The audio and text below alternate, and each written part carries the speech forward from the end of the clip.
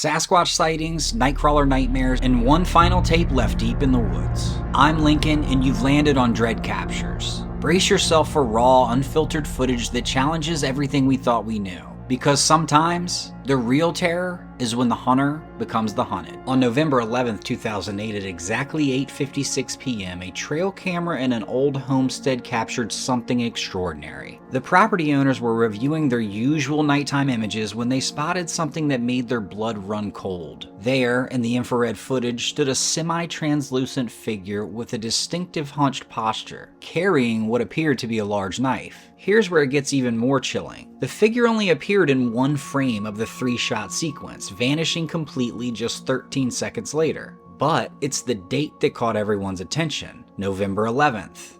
Veterans Day. You see, this property, known locally as the Old Smith Place, has a tragic history. In the 1950s, the family who lived there lost their son in the Korean War. The paranormal community was stunned when someone made that remarkable connection. The figure's distinctive hunched appearance perfectly matched the statues at the Korean War Veterans Memorial in Washington, D.C. Here, soldiers are depicted wearing military rucksacks draped with raincoats. So, could this be the spirit of a fallen soldier returning home on Veterans Day?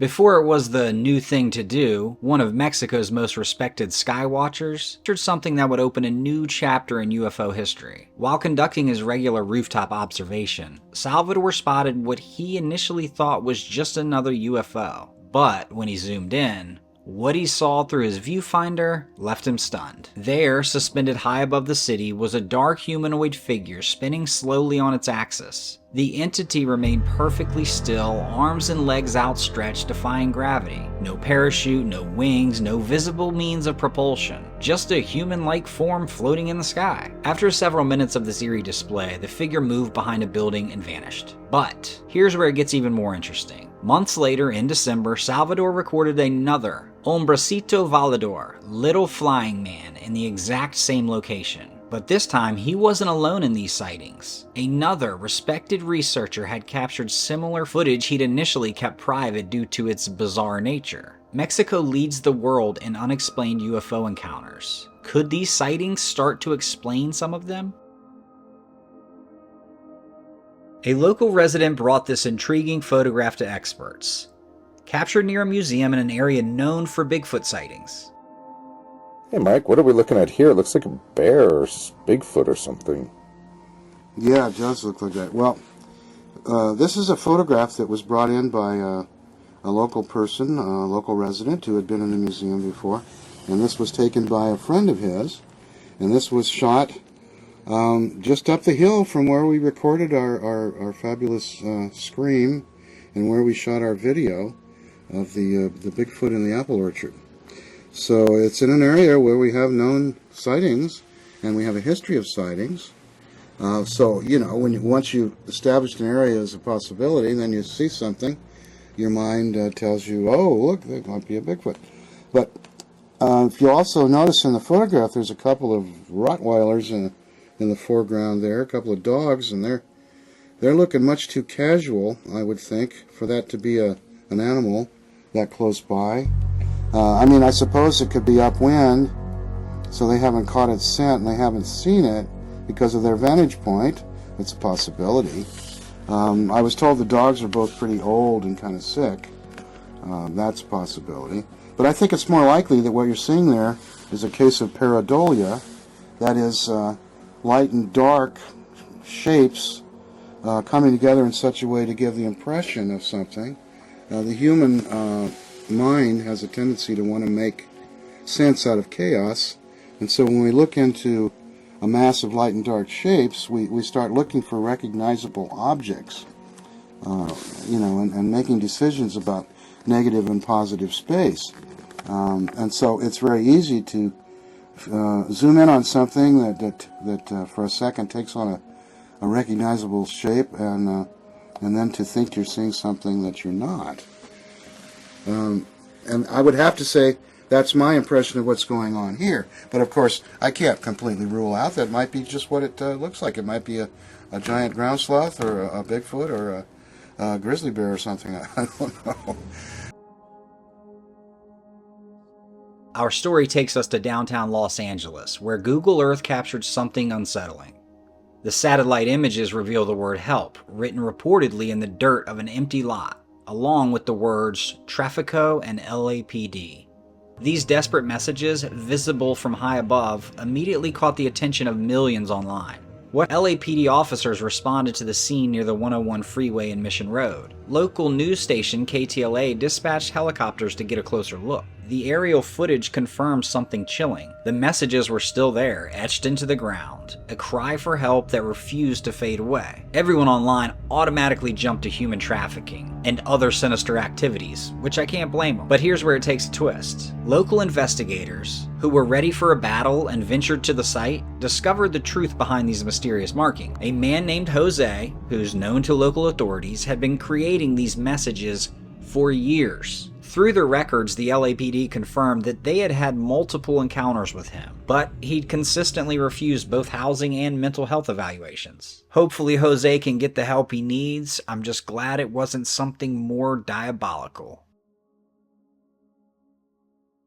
Deep in northern Tanzania, right at the Kenyan border, lies a body of water that seems straight out of a horror movie. Lake Natron appears beautiful at first glance, its water shimmering with mesmerizing red hues that draw in unsuspecting wildlife. But beneath this stunning facade lies a deadly secret. Our footage today shows something truly haunting. Animals perfectly preserved, frozen in their final moments, transformed into stone statues. Every detail remains intact, from individual hairs to the smallest features, all turned to solid stone. These aren't props or art installations, they're the lake's victims, caught in their last moments of life. Here's where it gets scientific. Experts discovered that Lake Natron's waters contain an extremely high concentration of salt and alkaline compounds, with pH levels that can reach up to 10.5. When living creatures touch the water, a process called calcification instantly begins, turning their tissue to stone. The lake's bright red color comes from heat-loving bacteria, pushing temperatures to levels few living things can survive. What's particularly fascinating is that one species has actually adapted to this deadly environment. The endangered lesser flamingo uses Lake Natron as its primary breeding ground. But how do these birds survive when others turn to stone? I'd love to hear your theories in the comments. In this clip, we have footage from Mountain View, Arkansas that suggests something mysterious might have been drawn to the recent solar eclipse. On April 6, 2024, just days before the solar eclipse, two friends at an Airbnb in the Arkansas mountains encountered something that would make their stargazing experience unforgettable. Around 8 p.m., while waiting for others on the deck, they began hearing heavy footsteps in the surrounding woods. Footsteps that grew closer and closer until whatever was making them was right beside them. What makes this case particularly interesting is what the camera captured. While the witnesses couldn't see anything in the moment, Rocky Mountain Sasquatch's analysis of the footage revealed something chilling. When enhanced by 200%, a distinct arm and hand can be seen reaching out from behind a tree. Also appears to be long hair hanging from it. The cryptic community has noted how cryptid sightings often increase around major astronomical events. Could this entity have been drawn out by the approaching eclipse? That was a possibility I hadn't heard of. And do you think that the time frames around these events are more likely to give us a look at cryptids? Deep in the woods where darkness seems to have a life of its own, a camper's normal night turned into something straight out of a nightmare. The footage we're about to show you starts with an exasperated man in his tent. He flips on his camera, and what happens next is anything but routine.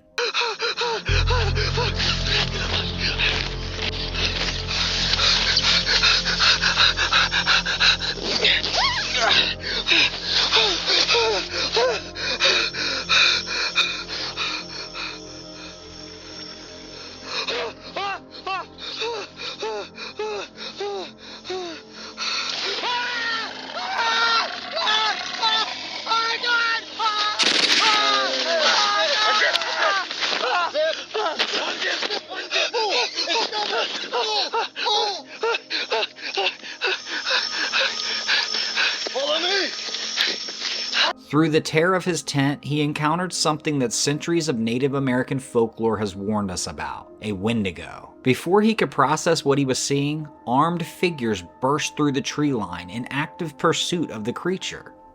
The paranormal community is particularly intrigued by this one. Some suggest these were government agents tracking the entity, while others believe they were experienced hunters who've been stalking this creature for months. What's especially compelling is how the Windigo's aggressiveness was captured in the footage. He looked like he sliced and diced that tent. Now, I have a lot of questions. There was a lot going on in this clip. I'd love to know your theories on this one. There, grazing in the distance, was a creature that matches every historical description of a unicorn. Now, not the rainbow-colored cartoon version we're all familiar with, but something more primal and majestic, but with that unmistakable spiral horn jutting from its head. People are fascinated by this footage, and it actually aligns with medieval accounts of unicorn sightings. The creatures were described more as wild and elusive rather than magical.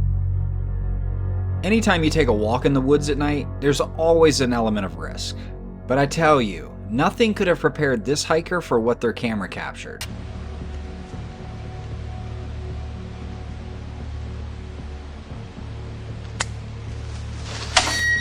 The face, the creature's pale, emaciated form is unmistakable, and when the light catches its eyes, they reflect back with an unnatural shine that no known animal or person can replicate.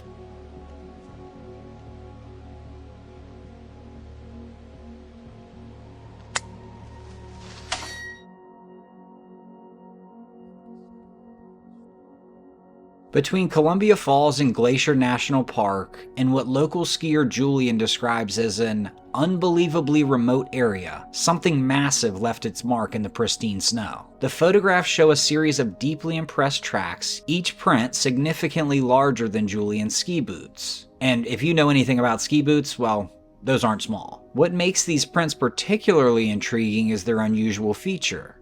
In one of the tracks, two toes appear to be clumped together. Track experts note how the immense stride length and impression depth suggest something of considerable weight passed through this area. Wildlife researchers studying the images point out that known predators in the area, including grizzlies, wouldn't be actively moving through such deep snow during this season. What's especially convincing is the linear pattern of the tracks, suggesting that whatever made these was walking on two legs. Is this fresh evidence of Montana's most elusive resident, you-know-who?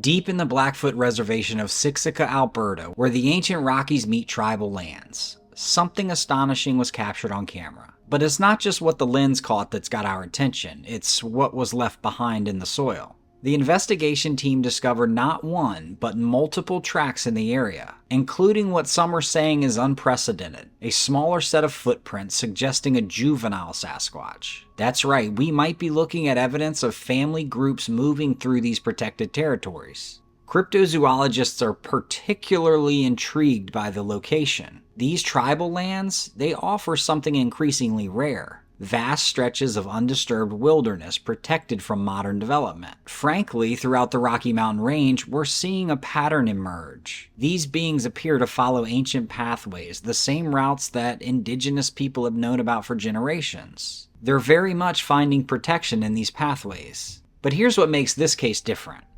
These aren't just passing tracks.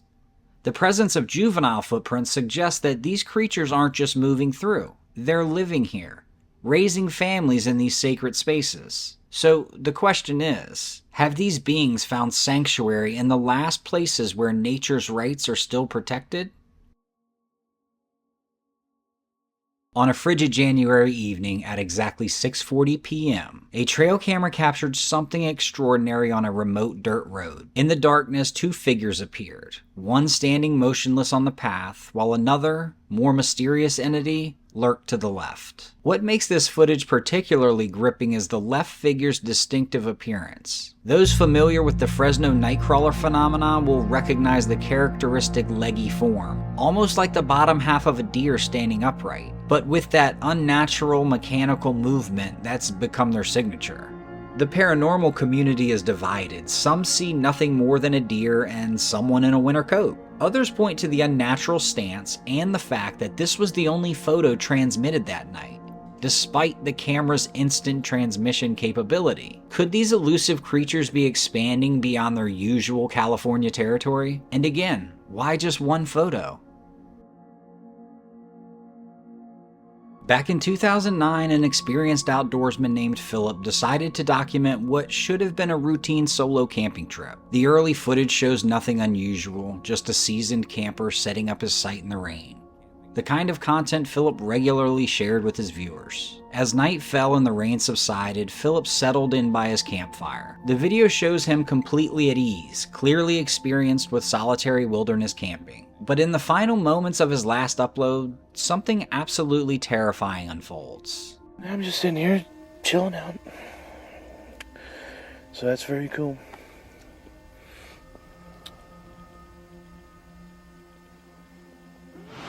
Should have brought the four-wheeler up.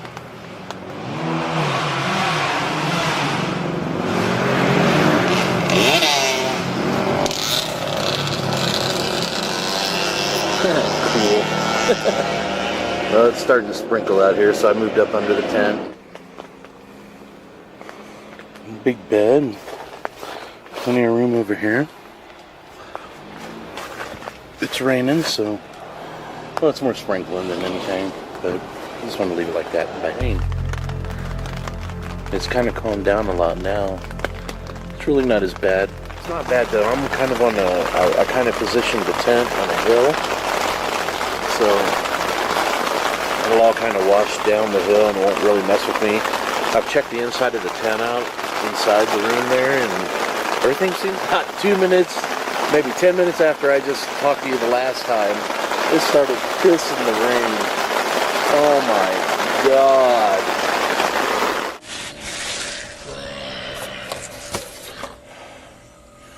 Man, I've been hearing shit out in the woods, man.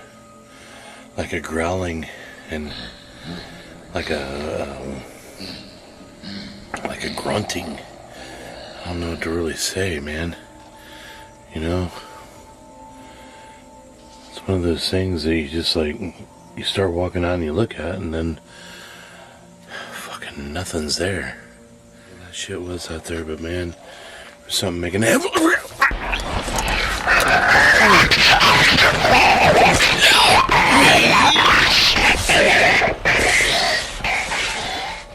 The footage ends abruptly there, and this is where our investigation takes an even darker turn. While the video claimed Philip went missing that night, extensive searches through local news archives and missing persons reports from 2009 reveal no record of anyone matching his description disappearing in those woods. Game tracking and wildlife experts analyzing the final frames have been unable to identify what attacked Philip's camp. Even more disturbing is the question of who uploaded the footage if Philip truly vanished that night. Could this be evidence of something sinister in those woods? Or is there an even darker truth behind this video's origins? What do you think really happened to Philip?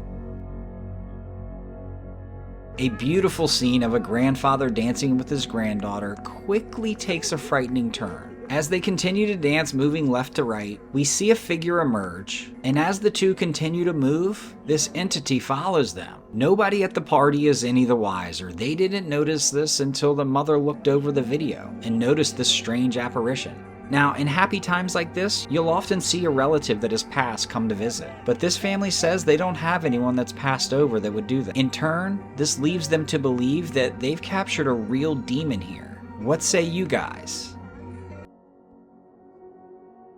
A breathtaking setting cradles my family's cabin, which has a single bathroom and 2 bedrooms. Each bedroom holding its own set of bunk beds, plus a pull-out couch in the living room. The main area is an open layout connecting kitchen, dining, and living spaces. There's zero reception here, so there's a hefty stash of books, magazines, and old VHS tapes for a vintage TV that looks like it hasn't seen use in over a decade. Dust has settled thick on those magazines, but the general bustle around the cabin leaves little space for true boredom. Sadly, that wasn't the scenario a couple of years ago. Over time, fewer and fewer hunters ventured to the family cabin, and this place, once overflowing with family gatherings, close friends, and happy memories, turned into the site of a disturbing nightmare. It was a brutally cold night, and the first thing I did upon arriving was fire up the wood stove. Though it barely chased away the chill.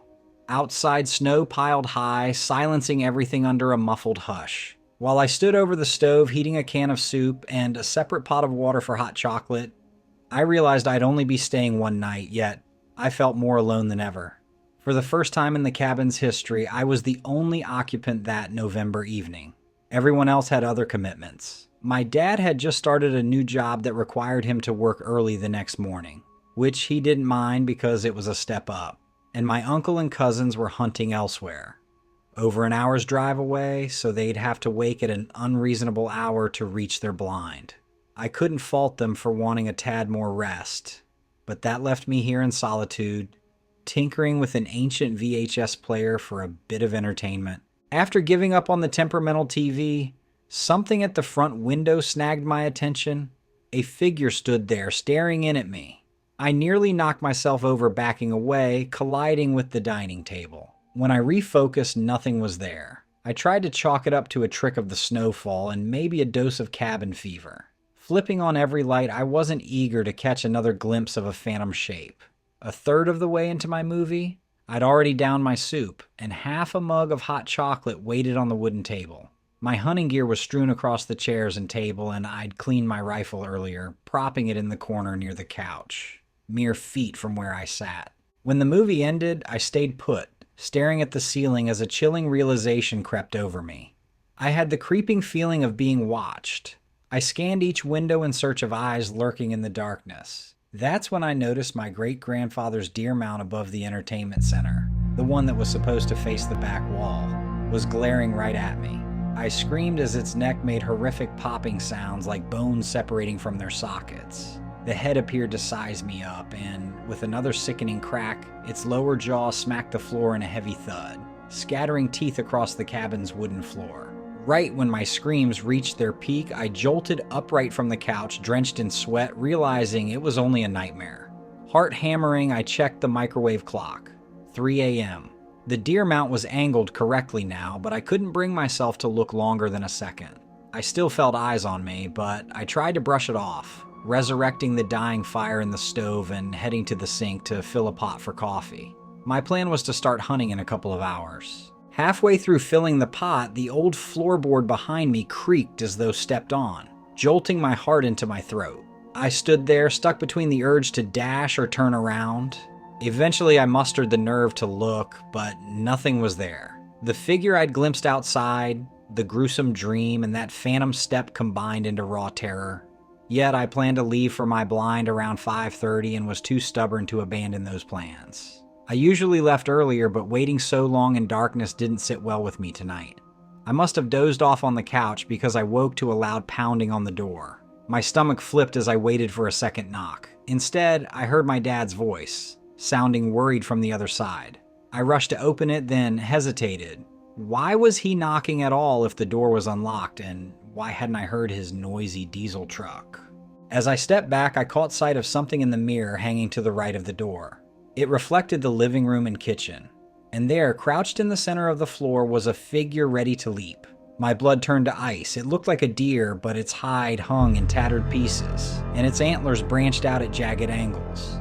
A rotten stench hit me, and then that same hideous popping sound from my nightmare tore through the air. The thing jerked backward, rising onto its hind legs. My instinct screamed at me to escape. I tore the keys off the improvised antler key hook, threw open the door, and bolted outside, hearing hooves pounding right behind me. Though my truck was only yards away, it felt like miles. I must have hit the unlock button a dozen times before I even got in. I peeled out of there, never looking back. I haven't been back since. The place is in the process of being sold to some guys from downstate, and I honestly hope it never goes through. If you ever stumble upon an abandoned cabin in north central Michigan, do yourself a favor, don't go near it.